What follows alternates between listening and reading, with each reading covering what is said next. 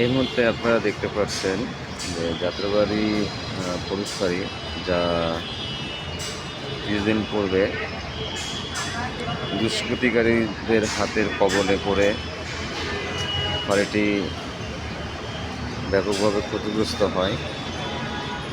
উক্ত ফাঁড়িটি আবার ছাত্রদের মাধ্যমে পুনরায় পরিষ্কার পরিচ্ছন্ন সহ ফাঁড়িটি তার আগের রূপে নিয়ে আসার চেষ্টা করছে সাধারণ শিক্ষার্থীরা। আপনাদের সামনে সেই জিনিসটি আমি উপস্থাপন করছি।